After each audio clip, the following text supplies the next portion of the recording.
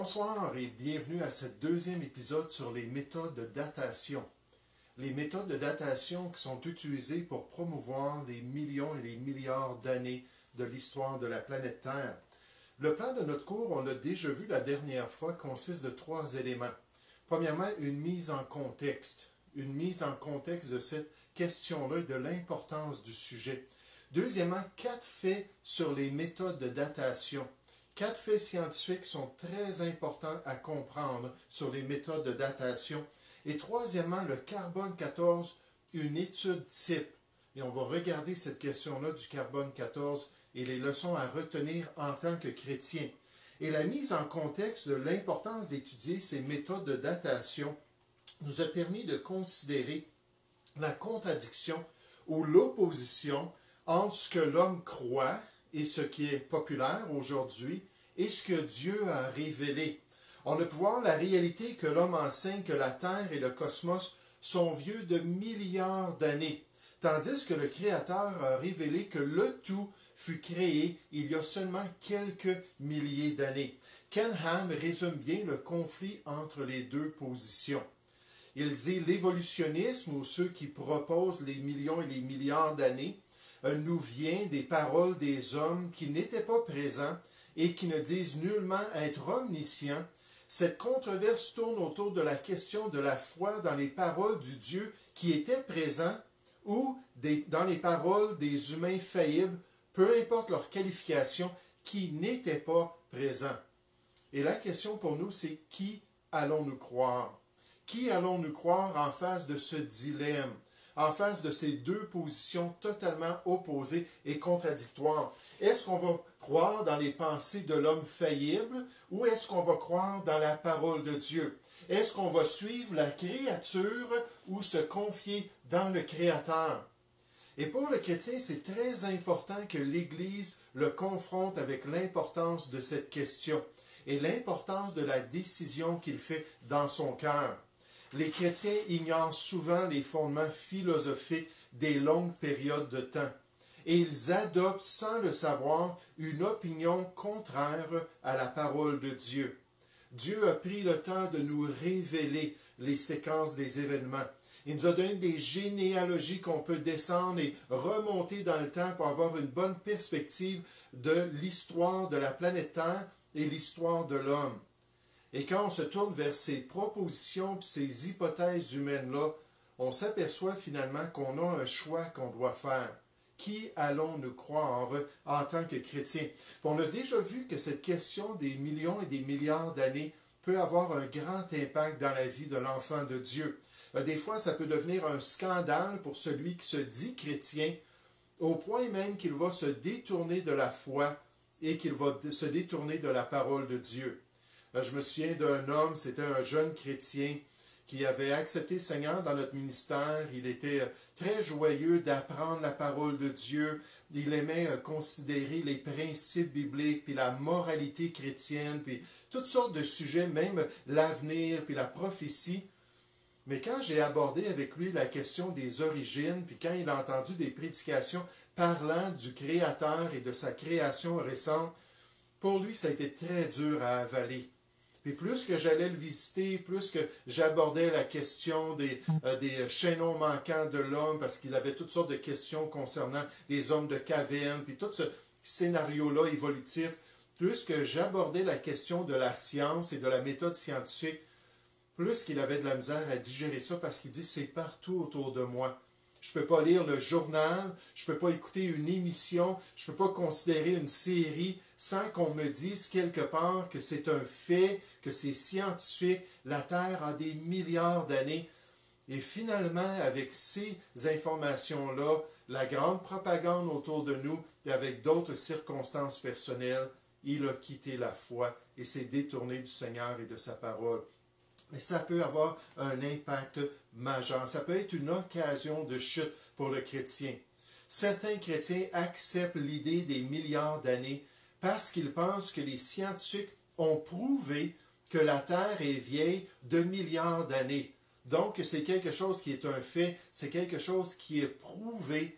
J'aimerais juste vous dire, ils ont été trompés parce que c'est bien loin de là. Mais pourtant, c'est partout autour de nous. La propagande est très efficace. Les scientifiques, on regarde les manuels d'éducation, on regarde les experts, on regarde les médias. C'est toujours le même refrain. Les scientifiques utilisent la désintégration radioactive. Donc, c'est la méthode de datation qu'on va souligner, qui amène ces grands âges-là, puis on va essayer d'expliquer cela. Mais la désintégration radioactive pour attribuer des âges absolus aux roches. Donc, ils peuvent donner l'âge de ces roches-là. Ils peuvent les déterminer d'une manière scientifique. C'est ce qu'on nous dit autour de nous. Un autre isotope radioactif qui est couramment utilisé pour déterminer l'âge absolu d'un objet est le carbone 14. Et tout autour de nous, on nous dit cela et ça peut avoir un impact majeur sur le cœur du chrétien. Comment est-ce qu'un si grand mensonge pourrait être toléré? Comment est-ce qu'une si grande tromperie pourrait être répandue parmi les nations? Et ça prend vraiment des chrétiens qui sont solides, des chrétiens qui sont affermis dans la foi pour faire la part des choses et comprendre la réalité. Et de plus, ces méthodes, on a vu, pourvoient un soutien à ceux qui, de toute manière, ne voulaient rien savoir de la foi et ne voulaient rien savoir du Sauveur. Ils voulaient rester dans leur athéisme, ils voulaient suivre leur humanisme, et juste ces méthodes-là, ça vient les consolider dans leur foi, ça vient les consolider dans leur choix. Richard Dawkins, qui est un biologiste anglais athée, a dit concernant cette question de l'humanisme, cette question-là de l'évolutionnisme et des millions d'années, que ça le rendait très confortable dans son athéisme, qu'il pouvait vivre ici-bas sur la terre d'une manière joyeuse, sachant que la science avait justifié ses croyances et son rejet de Dieu.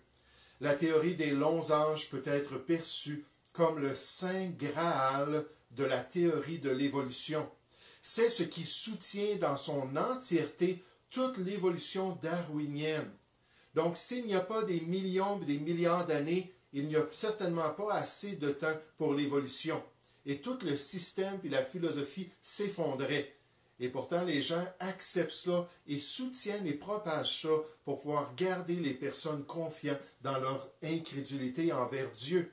La datation radiométrique, en particulier, est un domaine clé menant à l'incrédulité envers la Bible. C'est ça notre mise en contexte de l'importance du sujet, l'impact que ça peut avoir sur la foi du chrétien, l'impact que ça peut avoir dans son interprétation de la parole de Dieu. Et c'est pour ça que l'Église a la responsabilité de parler de ces sujets-là pour nous aider à mieux comprendre les réalités derrière le tout, nous aider à voir qu'il y a une propagande qui est fausse autour de nous. Donc ce soir, on veut regarder 4 faits sur les méthodes d'adaptation. En fait, on va en regarder 2 ce soir, puis la prochaine fois, on en regardera 2 et on terminera par le carbone 14 comme une étude type. Mais ce soir, on veut regarder 2 de ces 4 faits-là. 4 réalités scientifiques importantes pour bien comprendre la tromperie de croire dans les longs âges. Le fait que c'est un mensonge et que ce n'est pas du tout ce que le monde autour de nous, la création de Dieu, nous enseigne bien loin de là. Donc, quels sont ces 4 faits à retenir? Premièrement, les méthodes de datation ne calculent pas l'âge des choses. Les méthodes de datation, il y a un calcul, il y a des mesures qui sont faites dans des laboratoires selon la rigueur de la méthode scientifique, mais ça ne donne pas des âges comme résultat. Quand on nous dit qu'on a trouvé une pierre qui a été spécifique dans un certain endroit, puis finalement cette pierre-là avait 2,5 milliards d'années, en donnant un âge, on est en train de tromper les gens. Ce n'est pas les méthodes qu'ils utilisent qui donneraient un âge, loin de là. Deuxièmement, on va voir que les méthodes, mais dans le fond, les résultats de ces méthodes-là sont basés sur des suppositions, sont basés sur des croyances, sont basés sur des scénarios qu'on choisit d'accepter concernant le passé, mais qui n'ont rien à faire avec la science, qui ne peuvent pas être prouvés scientifiquement. On va regarder ça ce soir. Ensuite, troisièmement, la prochaine fois, on va voir que les méthodes de datation ne sont pas exactes et fiables. Même envers des choses qu'on peut tester et qu'on connaît déjà.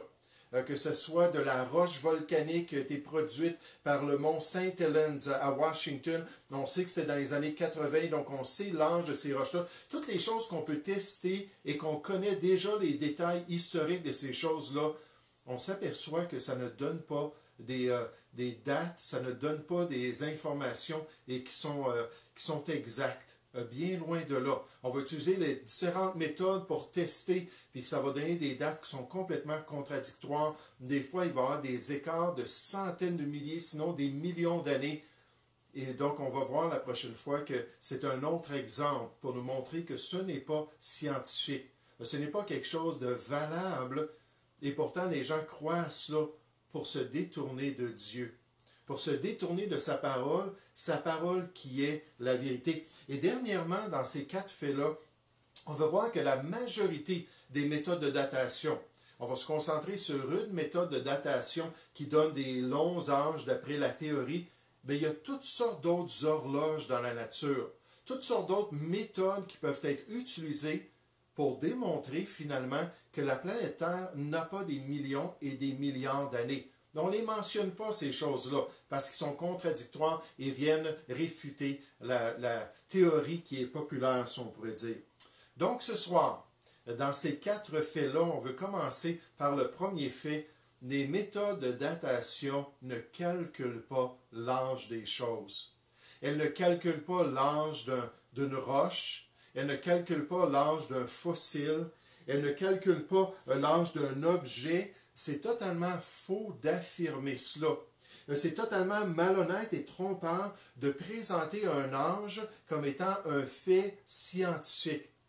Oui, il y a des mesures, puis oui, il y a des calculs, puis on va voir qu'est-ce qui est calculé, qu'est-ce qui est mesuré par ces différentes techniques-là en laboratoire, mais ce n'est pas les âges, loin de là.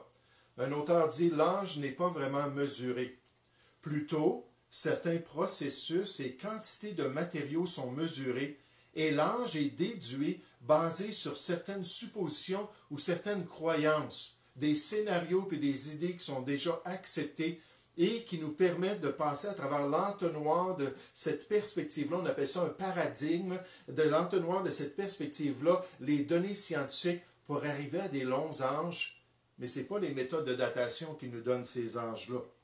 Un autre auteur nous dit « Les gens ont souvent des idées erronées sur la datation radiométrique. Premièrement, ils ont tendance à penser que les scientifiques peuvent mesurer l'âge. Cependant, l'âge n'est pas une substance qui peut être mesurée par un équipement scientifique.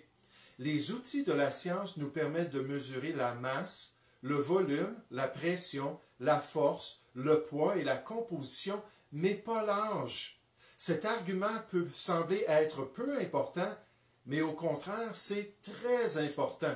En passant, ces 4 suppositions-là, on ne les entend pas lorsqu'on parle des dates, lorsqu'on parle de l'histoire de la planète, dans la grande théorie populaire aujourd'hui. On ne dit pas, oui, mais il faut réaliser qu'il y a des suppositions, il y a des choses qu'on est obligé de croire pour arriver à ces dates-là. On ne mentionne pas cela, mais c'est la réalité. C'est comme ça que les choses fonctionnent. C'est la foi des gens autour de nous, la foi des scientifiques et du système. On ne peut pas mesurer la quantité d'âge contenu dans quelque chose, comme si l'âge était une substance qui s'accumule avec le temps. Au lieu de cela, il serait beaucoup plus exact de dire que les scientifiques tentent d'estimer l'âge de quelque chose. Ainsi, les âges attribués aux roches sur la base de la datation radiométrique ne sont pas des mesures, ce sont plutôt des estimations, mais on présente ça comme des faits. On présente ça comme étant scientifique. On a prouvé l'âge de toutes ces choses-là. On met ça dans le grand scénario de l'évolution de toutes choses sur la planète Terre. Alors, qu'est-ce qu'on veut dire par cela? Qu'est-ce que les méthodes de datation calculent ou mesurent exactement et scientifiquement selon la rigueur de la méthode scientifique? Quels sont les résultats de ces techniques particulières si elles ne déterminent pas l'âge de notre planète?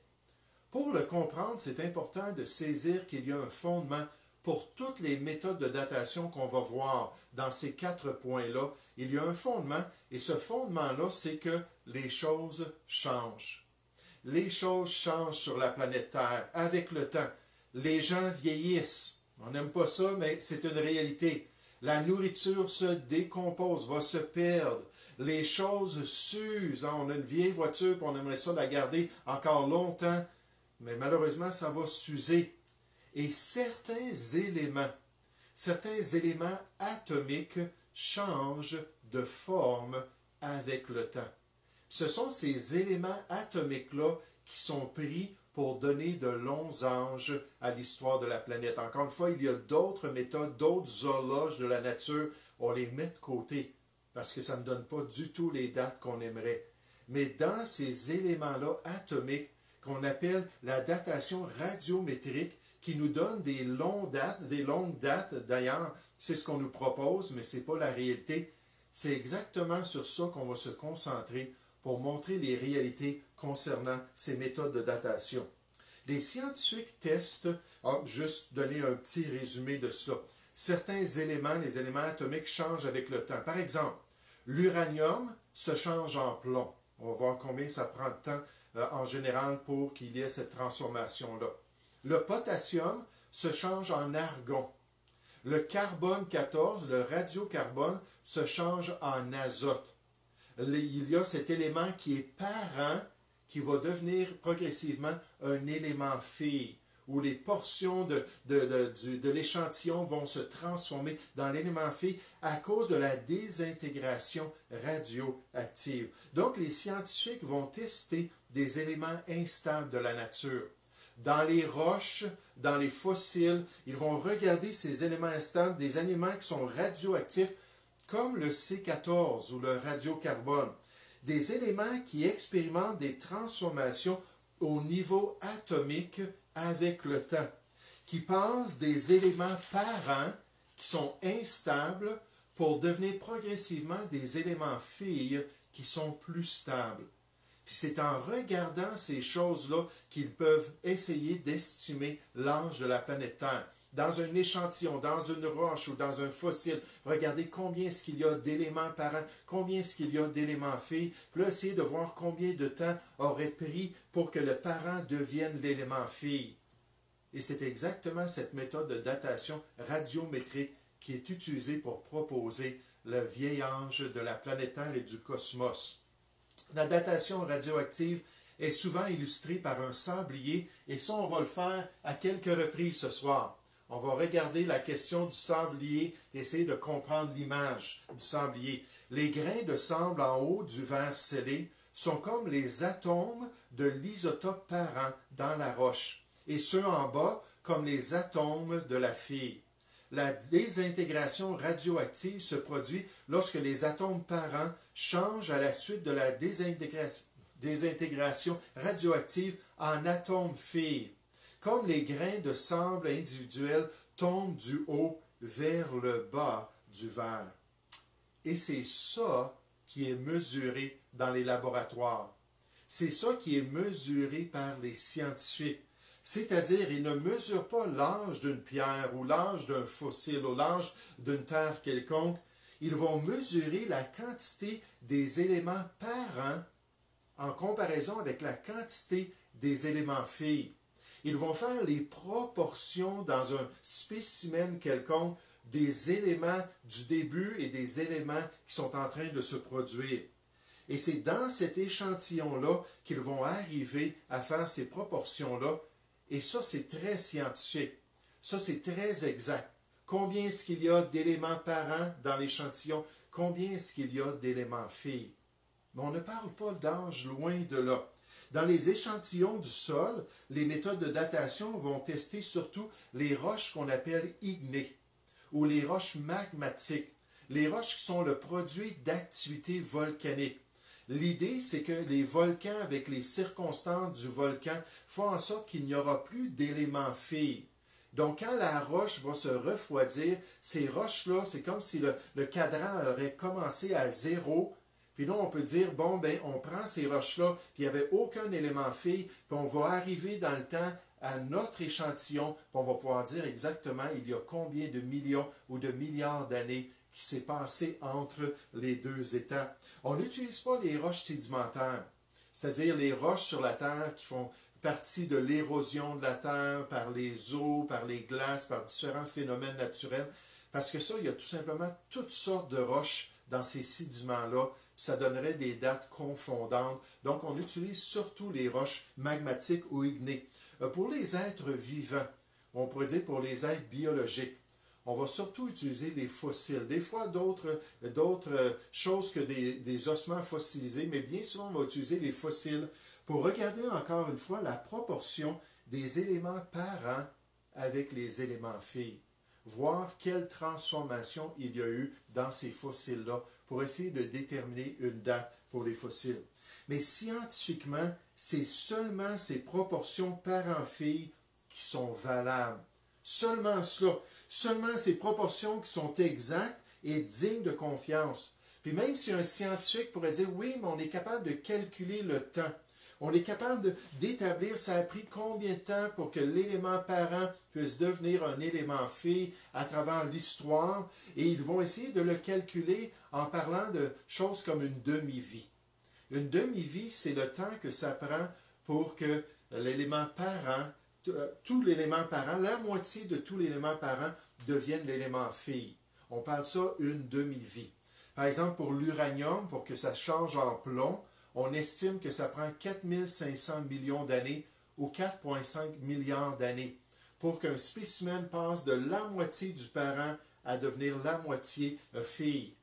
Ensuite, quand on parle de potassium, c'est juste des exemples de datation radiométrique, le potassium, pour qu'il se change en argon, pour que la moitié du spécimen soit devenu de l'argon, on parle de 1200 millions d'années ou 1,25 milliard d'années. Pour que le carbone 14 se change en azote, c'est environ, ou juste la moitié soit changée en azote, c'est environ 5720 ans par cette désintégration qui se produit dans les matériaux.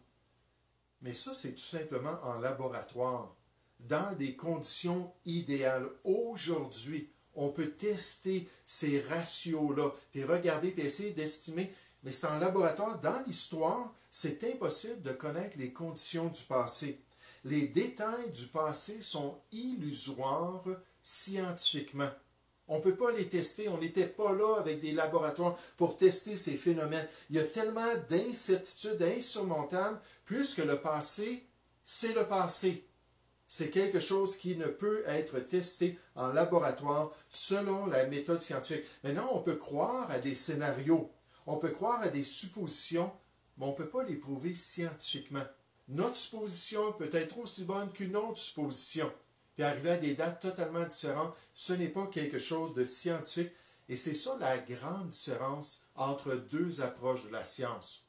La première qu'on appelle la science historique, ou la méthode d'analyse historique, la reconstruction historique, ou ce qu'on appelle tout simplement la science opérationnelle ou la science expérimentale. Puis il y a vraiment une grande différence entre les deux. Et j'aimerais ça essayer de vous expliquer cette différence-là. Dans l'analyse scientifique, la science historique propose des scénarios possibles du passé, comme l'histoire de la planète Terre, l'histoire du cosmos. Mais elle présente et elle propose ces scénarios-là sans la certitude de la méthode scientifique.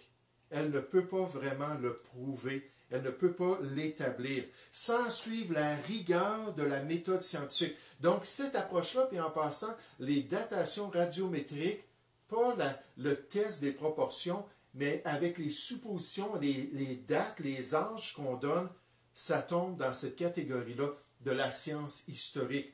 Donc, c'est une approche qui est faible, une approche qui est incertaine, une approche qui est subjective, une approche qui est facilement erronée parce que le passé, on ne peut plus le tester. On peut tester ce qui reste aujourd'hui du passé, mais on ne peut pas réellement tester ce qui s'est produit durant le passé. Vous savez, c'est la même chose pour le chrétien. On ne peut pas prouver la création. On ne peut pas prouver scientifiquement qu'il y a 6 à 10 000 ans, Dieu a créé toute chose. La Bible nous dit qu'il faut l'accepter par la foi.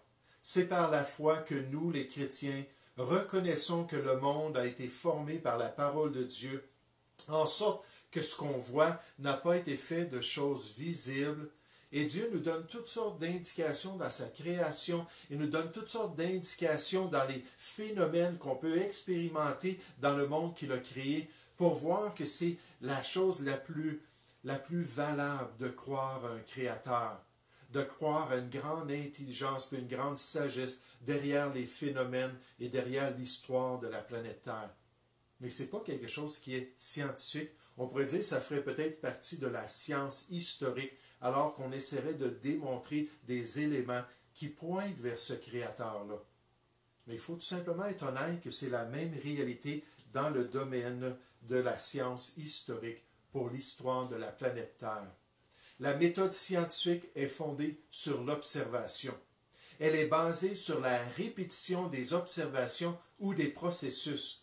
La bonne science se limite à l'observation et la répétition et elle n'a pas besoin d'ajouter ses suppositions ou ses croyances, ses théories ou ses propositions de scénarios du passé.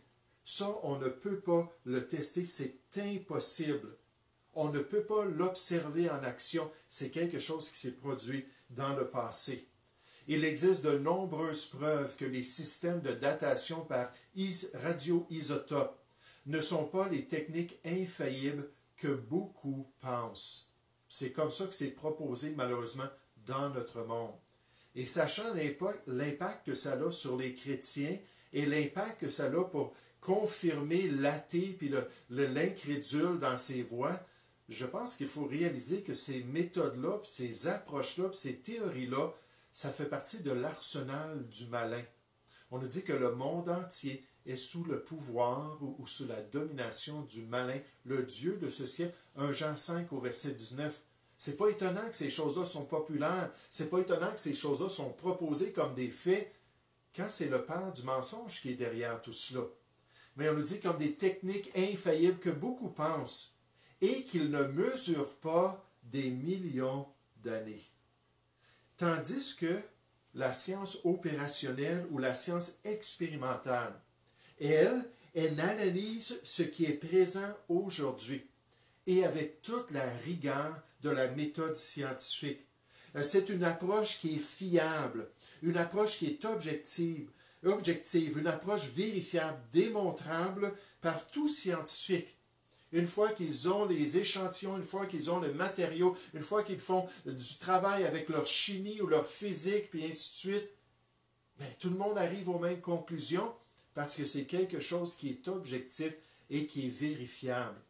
Et c'est cette approche-là qui produit les merveilles de la technologie et de la progression scientifique, de tout l'avancement qu'on a dans notre société. Ça vient de la science opérationnelle. C'est pour ça qu'on peut envoyer une fusée dans l'espace. C'est pour ça qu'on peut avoir une navette spatiale. C'est pour ça qu'on peut avoir de l'équipement médical extraordinaire. C'est la science opérationnelle qui fait cela. Mais ce n'est pas la science historique, loin de là. Pensez par exemple à des événements du passé. On pourrait regarder toutes sortes d'événements qui se sont produits avant que des gens de notre génération ou des gens qui sont encore vivants aient été témoins de ces choses. Parce qu'il y a eu des crimes dans le passé et on a des témoins qui sont passés en cours et qui ont relaté ce qu'ils ont vu. Ils étaient présents, ils ont vu ces choses-là. Mais quand on pense aux événements du passé, puis je vais juste réfléchir sur la construction de la tour d'Eiffel. Et c'est certainement une des plus belles constructions de l'histoire de la France, n'est-ce pas? La tour d'Eiffel. On nous dit que la tour d'Eiffel fut construite en 2 ans, 2 mois et 5 jours, d'après les récits historiques de l'époque.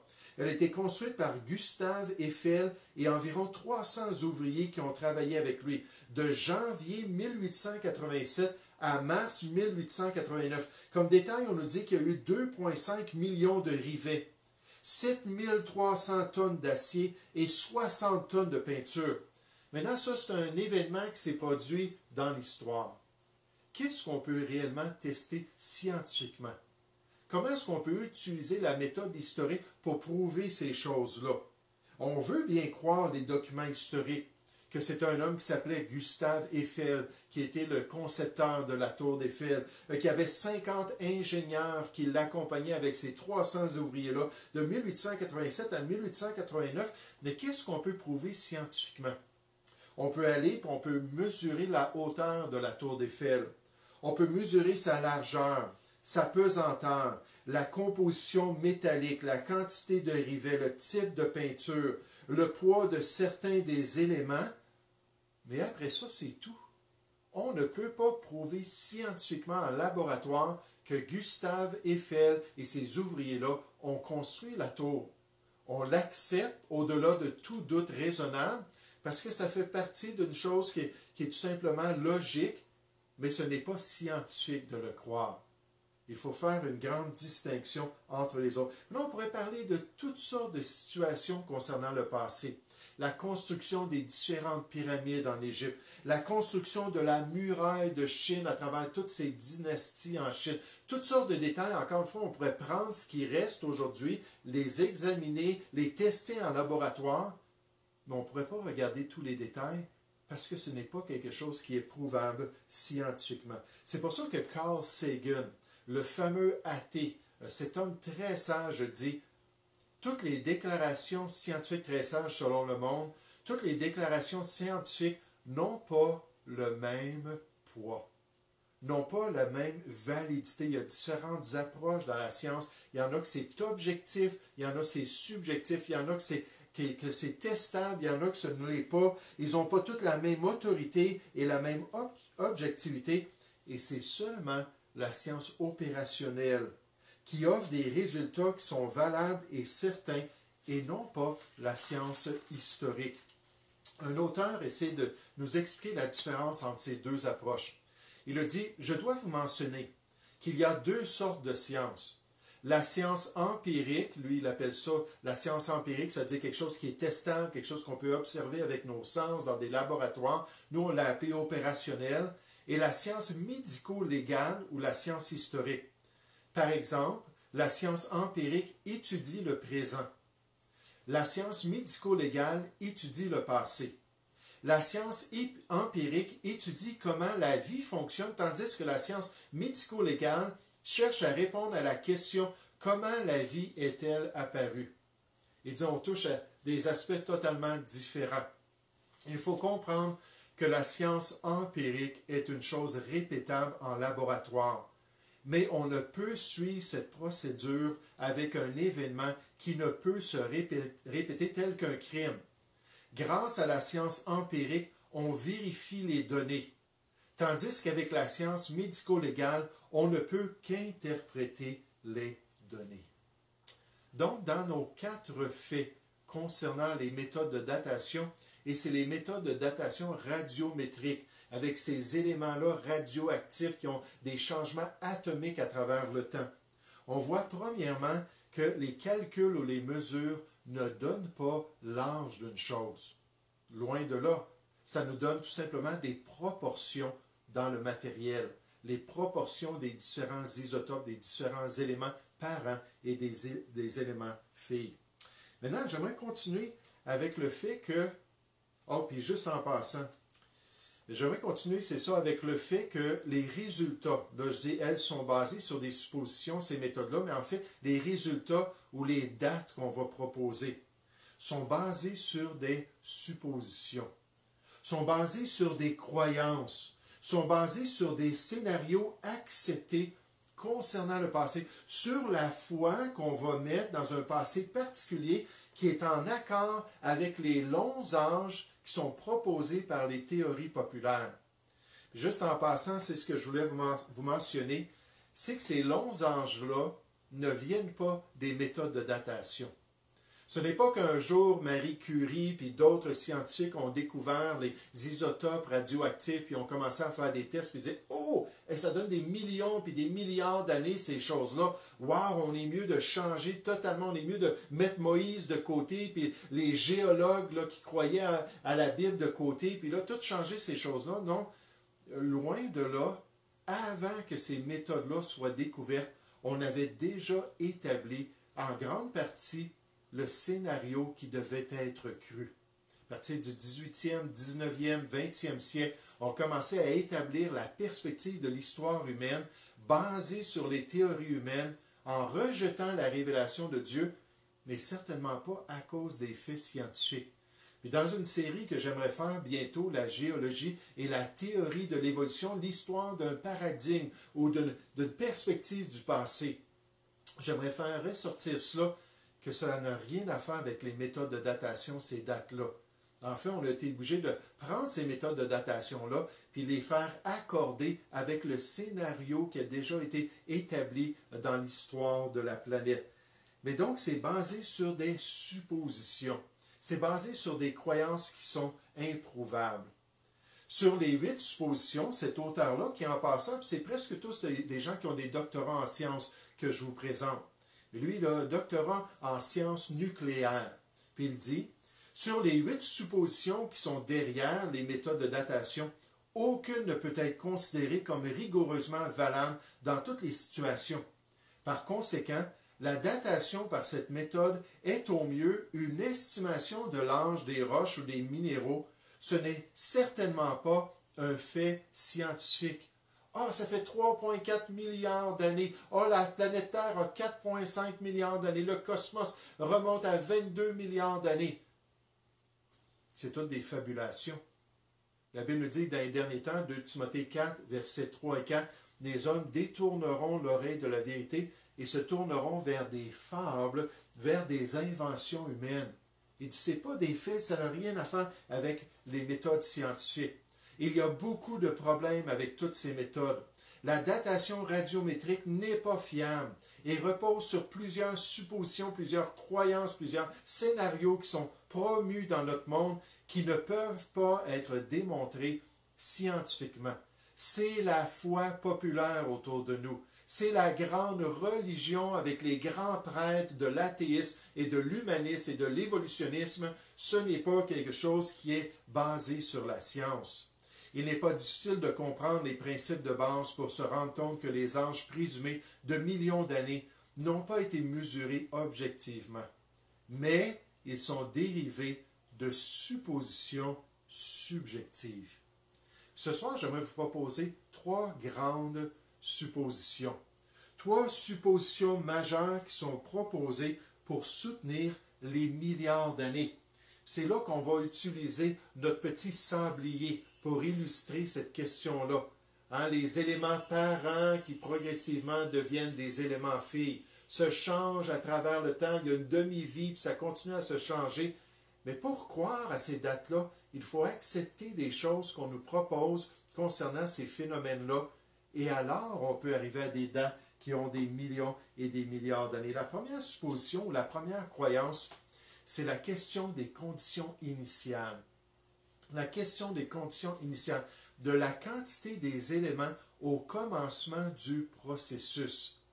Combien est-ce qu'il y avait d'éléments parents, combien est-ce qu'il y avait d'éléments filles. Puis toute cette transformation-là est basée sur le fait qu'on dit on est capable de voir le changement à travers le temps, donner des âges, parce qu'on sait exactement combien est-ce qu'il y avait d'éléments parents, combien est-ce qu'il y avait d'éléments filles. Vous vous rappelez la question des volcans, puis ces roches ignées-là ou magmatiques. Il dit c'est idéal pour établir l'âge de la Terre, parce que lorsqu'on prend un volcan, toute l'activité volcanique va détruire les éléments filles, il reste juste des éléments parents, et là on peut commencer le chronomètre. C'est totalement faux. On peut regarder des volcans aujourd'hui, puis aller tester les roches, puis dire, bon, on sait que ça fait 22 ans que le volcan a fait éruption, puis ces roches-là se sont refroidies. Puis on regarde, puis on s'aperçoit qu'on nous dit que la roche a 250 000 ans, quand elle est supposée d'avoir seulement 22 ans. Mais cette préconception erronée-là, qu'on est au courant, qu'on sait exactement combien est-ce qu'il y avait d'éléments. Quand toute chose a été créée, frères et sœurs, là, les éléments que Dieu a mis dans les roches, il n'y a personne qui le sait. Et le déluge, en plus, est venu renverser la planète, est venu renverser les phénomènes. Psaume 144, là, les vallées se sont abaissées, les montagnes se sont élevées, les continents, tout a été chambardé par le déluge. On ne sait pas exactement les proportions. En fait, c'est impossible de le savoir. Les concentrations d'isotopes, rappelez-vous les proportions d'éléments parents et filles, les concentrations d'isotopes peuvent être mesurées très précisément. Ça, c'est de la science. Mais les concentrations d'isotopes ne sont pas des dates. Pour dériver des âges de ces mesures, des hypothèses ou des suppositions, des croyances, des scénarios non prouvables doivent être faits tels que les conditions de départ sont connues. Par exemple, qu'il n'y avait pas d'isotope Phi présent au départ et que nous ne savons combien étaient présents. Vous allez voir dans la troisième partie qu'on va voir la prochaine fois, qu'on va regarder des événements, on va regarder des êtres vivants, on va regarder des roches qui sont le résultat d'activités volcaniques, puis on va considérer ça pour s'apercevoir, même avec des choses qu'on peut tester, qui ne remontent pas là, au fin fond de l'histoire humaine, ou de l'histoire de la planète plutôt. Des choses qu'on peut tester, ça ne donne pas du tout les dates qu'on s'attendrait. Pourquoi? Parce que ces méthodes-là ne sont pas fiables. Ce ne sont que des hypothèses. En d'autres termes, le sablier ne fonctionne que lorsque nous connaissons son état initial. Contrairement au sablier, nous ne savons pas combien de chaque isotope était dans la roche au début. Il y a personne qui vivait et qui était là en laboratoire pour le tester. C'est parce que nous ne pouvions observer ce qui s'est produit dans le passé lorsque le rocher s'est formé. Nous ne pouvons pas non plus voyager dans le passé pour prendre les mesures nécessaires. Tout ce que nous pouvons faire, c'est deviner. C'est le problème fatal qui rend essentiellement la datation radioactive inutile comme méthode principale pour déterminer l'âge. Si je vous disais qu'il y a quelques minutes, j'ai décidé de prendre le sablier puis je l'ai tourné, puis là je vous demanderais, ça a pris combien de temps avant que le sablier soit vide? Puis là, vous auriez à prendre le sablier, puis à partir de votre chronomètre, puis essayer de voir. Mais il y a une chose que vous ne savez pas, c'est que peut-être que quand j'ai commencé et j'ai tourné le sablier, il y en avait déjà dans le fond. Si c'est le cas, ça vient tout fausser la donnée, n'est-ce pas? Mais on ne sait pas combien est-ce qu'il y en avait des éléments par an. Il n'y a personne qui sait ça. Toutes les dates vont tomber avec juste cette supposition-là.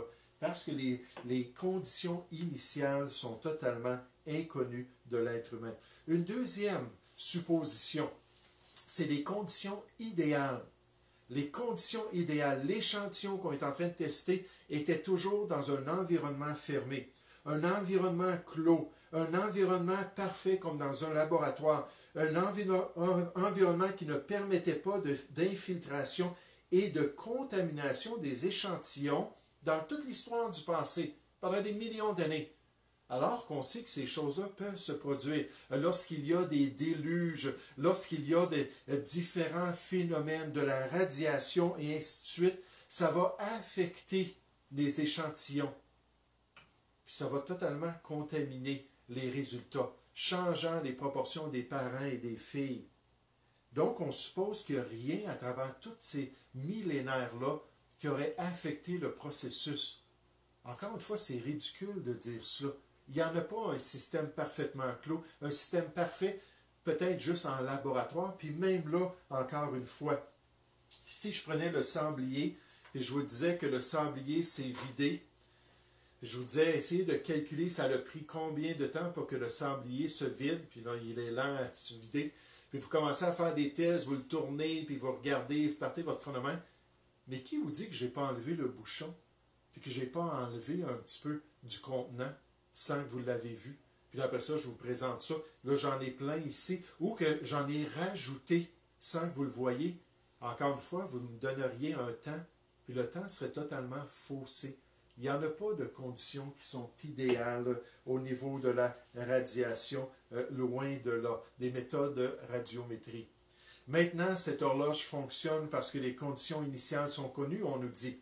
C'est-à-dire que tous les grains de sable se trouvent dans un bol de verre supérieur et aucun dans le bol inférieur. S'il y a déjà du sable dans le bol en verre du bas, alors à moins que cette quantité ne soit connue, l'horloge du sablier ne peut indiquer l'heure. De même, si le système n'est pas resté fermé, par exemple si du sable a été ajouté ou soustrait, le calcul du temps écoulé, basé sur les comparaisons des quantités de sable dans les deux bols en verre, conduira à nouveau à une conclusion qui est inexacte ou incorrecte. Encore une fois, scientifiquement, on parle de la science historique, pas la science expérimentale. On ne peut pas le savoir. Outre le problème fatal de ne pas connaître les conditions initiales, il existe un autre problème tout aussi mortel. Nous ne savons pas ce qui est arrivé au rocher pendant sa vie. Un sablier n'est utile que s'il n'est pas dérangé. Mais une fois que les roches sont cristallisées dans le magma fondu, elles peuvent être chauffées et refroidies. Elles peuvent être affectées par des événements métamorphiques et des eaux souterraines. Ces événements géologiques peuvent faire gagner ou perdre des éléments à la roche. C'est comme casser le sablier et faire sortir une partie du sable ou une autre fuite de sable. Comment pouvons-nous savoir quelles perturbations ont affecté les événements de nos roches? Encore une fois, nous ne pouvons que deviner. Puis les scientifiques qui sont honnêtes vont avouer qu'il y a eu des catastrophes dans le passé, qu'il y a eu des événements majeurs qui ont pu totalement affecter tous ces spécimens-là. Puis de dire que non, c'était parfait, puis ce qu'on a entre nos mains, c'est fiable, c'est totalement de la fabulation. C'est une croyance, c'est la foi qui est populaire autour de nous. Puis une troisième supposition, de ces 8 suppositions majeures, mais une troisième, c'est le rythme constant. Le taux de décomposition a toujours été constant.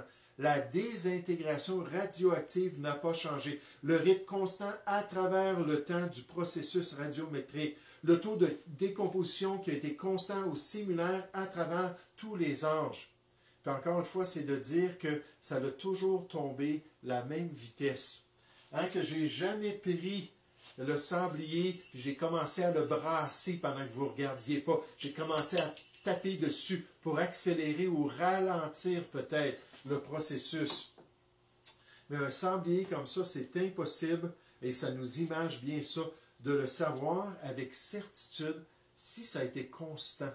Si la décomposition a été toujours la même à travers l'histoire, s'il n'y a pas eu plus de radiation, s'il n'y a pas eu plus de phénomènes sur la Terre qui ont accéléré ça, c'est tout simplement scientifiquement une incertitude. C'est un grand inconnu. Pourquoi? Parce que ça fait partie de la science historique, d'une science qui est très inexacte. Puis les gens veulent bien y croire, hein? Puis veulent bien aligner leur foi avec ça, mais ce n'est pas quelque chose qui est un fait, et c'est certainement pas scientifique. La datation radioactive est censée prouver que la Terre a des milliards d'années, mais les méthodes sont basées sur un certain nombre d'hypothèses de suppositions non prouvables. Par exemple, on suppose que les taux de désintégration radioactive n'ont pas changé dans le passé. Plus précisément, les géochronologues, donc ces gens-là qui étudient la Terre, qui essaient de donner des âges à la Terre, supposent que les taux de désintégration radioactive ne sont pas affectés par les conditions physiques comme la température et la pression. Ils supposent également qu'ils sont indépendants de l'environnement chimique, qu'il n'y a pas eu de réaction chimique à travers tout cela. Puis encore une fois, ça fait partie des suppositions. Donc, ce qu'on va voir dans ces 4 faits-là, je résume rapidement, c'est que les méthodes de datation ne calculent pas des âges. Elles vont calculer très clairement, avec les données scientifiques, les proportions des éléments parents et des éléments filles. Là, ils peuvent dire exactement dans un spécimen combien est-ce qu'il y en a. Mais pour arriver à dire un âge derrière ça, à donner un âge, ça prend des suppositions. Ces suppositions-là, ce sont des fabulations. C'est un scénario ou un paradigme qui est accepté, et là, on va prendre ces informations-là et on va forcer des âges dans ces proportions-là. Puis d'ailleurs, quand on amène un échantillon dans un laboratoire pour lui faire donner une date, il va falloir dire exactement dans quelle couche on a trouvé, dans quelle strate de la Terre, quelle strate géologique on a trouvé ça, avec quel fossile type qu'il y avait dans cette même couche-là. Là, on va regarder les chartes. Oh, OK, ça c'est de 300 à 380 millions d'années. Ah, OK, alors là, on va tout régler les machines. C'est vrai, là. C'est pas une farce ce que je vous dis là. On va régler les machines pour que ça nous donne des proportions qui vont s'aligner avec ce temps-là, parce que c'est la règle qu'on doit suivre en science. Il ne faut pas attaquer les croyances populaires, puis il ne faut pas se détourner de ce qui est accepté. Et si on a vraiment des dates qui ne concordent pas, on a des spécimens qui ne fonctionnent pas, on va juste les rejeter. On va dire, ah, ils sont contaminés. Là, ça peut être contaminé.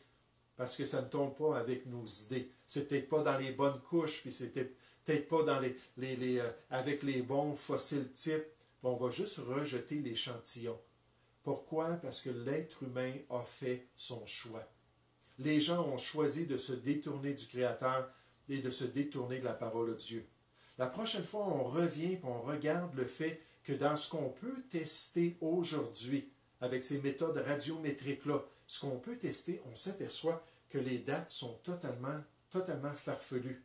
On sait exactement l'âge des roches, puis l'âge des fossiles, puis on fait les tests, puis on voit tout simplement que ce sont des méthodes qui ne sont pas une science exacte. Ce n'est pas du tout des résultats qui sont valants. Puis là, on nous dit qu'il faut croire dans le passé, il faut croire dans l'histoire lointaine, que ça, ces dates-là sont valantes. Quand on regarde des choses qu'on peut tester, puis s'apercevoir que les méthodes ne donnent pas des dates valables. Puis ensuite, on va regarder que les autres méthodes de datation, les autres horloges de la nature, quand on les considère, ne donnent pas des âges du tout qui sont en accord avec le paradigme. C'est pour ça qu'on n'en parle pas. Toutes sortes d'autres méthodes. En fait, 80% de toutes les horloges de la nature sont contre cette théorie des longs âges-là. Ils nous donnent des dates qui sont beaucoup plus proches du récit biblique, puis des fois un peu loin, mais là, il y a des explications qu'on peut donner, mais certainement pas proches du tout de toutes ces idées-là qui sont proposées des millions et des milliards d'années loin de là. Donc, j'espère que vous allez vous joindre à nous, puis vous allez venir pour entendre ces choses-là, et que ça va vous affermir dans le fait que le passé, c'est quelque chose qu'on prend par la foi. Au commencement, Dieu créa les cieux et la terre. C'est quelque chose du passé, on n'était pas là, on n'était pas témoin, mais Dieu nous l'a dit, et par la foi, on lui fait confiance. C'est lui qui est le Dieu véritable, c'est lui qui ne peut pas mentir, et c'est lui qui connaît parfaitement l'histoire du passé.